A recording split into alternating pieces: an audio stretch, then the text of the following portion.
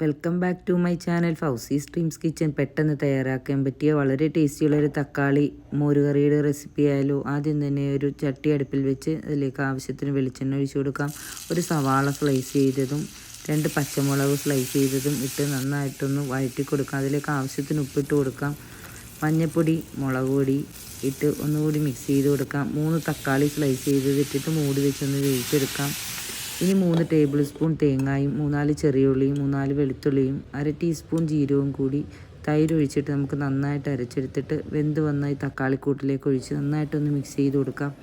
ഇനി വെളിച്ചെണ്ണയിൽ കടുകും ഉലുവയും ചെറിയ ഉള്ളിയും കറിവേപ്പിലയും ഉണക്കമുളകും ഒക്കെ താളിച്ച് നമുക്കിതിലൊഴിച്ചാൽ അടിപൊളി മോരുകറി തയ്യാർ.